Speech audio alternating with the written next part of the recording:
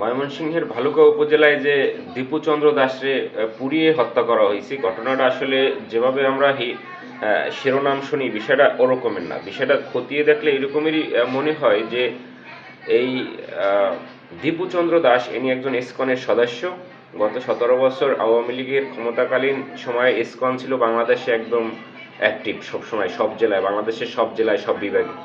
তখনকার সময় তিনি তার পাড়া প্রতিবেশী কিংবা তার যে আশেপাশে বা তার যে সহকর্মীরা আছে তাদেরকে বিভিন্ন সময় ইসকনের বিভিন্ন কাহিনী শোনাতো এবং কারোর সাথে কোনো রকমের বাকবিতণ্ডায় জড়াইলে তাদেরকে ইসকনের হুমকি দিত এবং তাদের মূল লক্ষ্য হচ্ছিল যে অখণ্ড ভারত তৈরি করা, বাংলাদেশের ভারতের একটা অঙ্গরাজ্য তৈরি করা। এদের ইসকনের মূল লক্ষ্য, এটা আপনারা অনেকেই জানেন। তো সেখান থেকে পাড়া প্রতিবেশী কিংবা সহকর্মীরা বিভিন্ন সময় বিভিন্নভাবে তার উপরে রাগান্বিত বা তার আচার আচরণে তারা অখুশি, অসন্তুষ্ট, যার সূত্র ধরে আগে থেকেই যেহেতু অসন্তুষ্ট ছিল, এরপরে যেহেতু ইনি ইসকনের বা বাংলাদেশের অখণ্ড ভারত তৈরি করার লক্ষ্যে এরা কাজ করে, সেক্ষেত্রে তাদের লাইফ স্টাইল অনেকটা হাইড করে রাখে। যেহেতু বাংলাদেশ মুসলিম প্রধান দেশ, বাংলাদেশের অসংখ্য মুসলিম আছে এবং হিন্দুরা সংখ্যালঘু, যেহেতু ওইখান থেকে তারা আসলে তাদের আচার আচরণ হাইড করে রাখে।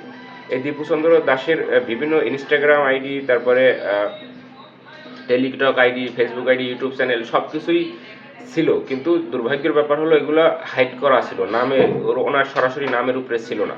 তো এরকমের করে উনি আমাদের নবী বিশ্বনবীকে নিয়ে কটূক্তি করছে, যার পরিপ্রেক্ষিতে উনি আসলে এলাকার মানুষ কিংবা পাড়া প্রতিবেশী খেপে গেছে এক ধরনের, এইটাই আর কি। কিন্তু মূল কারণ যেটা, সেটা হলো গিয়ে যে উনি যে অস্বীকার করছে ওনার ফেসবুক নাই, আইডি নাই, ওনার মোবাইল নাই। আচ্ছা, আপনার কি মনে হয় এখন 2026 সাল প্রায় আসছে পড়ছে বা 25 সালে, এখন মনে করেন একজন রিক্সাওয়ালা সেও 2-3টা টাচ মোবাইল চালায়, 2-3টা ফেসবুক আইডি চালায়। তো আপনার মনে হয় যে এই সময় আসছে একটা লোক চাকরি করে একটা অফিসে, সে চাকরি করে কিন্তু সুপারভাইজার পদে, সে মোবাইল চালায় না? এটা আপনার মনে হয়? আপনার কি মনে হয়? আপনি বিশ্বাস করেন এটা? তো যাই হোক, এখন মূল কথা হলো গিয়ে যে ওনাকে যেভাবে হত্যা করা হয়েছে সেটা আমিও সাপোর্ট করি না, সেটা ব্যক্তিগত আমিও সাপোর্ট করি না। তবে ওনার ব্যাপারে যে তথ্যগুলো ভাইরাল হয়েছে, এরা উদ্দেশ্যবাদী মানুষেরা, যারা মানে উদ্দেশ্যপ্রণীতভাবে এরা মিথ্যা প্রচার করছে। আসলে মিথ্যা এটা, ওনার সবই ছিল, ফেসবুক, মোবাইল সবই ছিল। আর সুপারভাইজার চাকরি ওনার প্রমোশন পাইছে, বাকি যারা ওনার ক্যান্ডিডেট ছিল, ওনার সহকর্মী ছিল, তারা সুপারভাইজার পাওয়ার যোগ্য ছিল, তাদেরকে দেওয়া হয় না, এর জন্য মারছে, এরকমের অনেকে বলছে। কিন্তু আসলে এই কথাটাও মিথ্যা। তো আপনারা গুজব থেকে দূরে থাকবেন, গুজব শুনে বিশ্বাস করবেন না, গুজব শুনে কেউ আফসোস করবেন না, গুজব শুনে কেউ মনে কষ্ট পাবেন না। ধন্যবাদ আপনাদেরকে।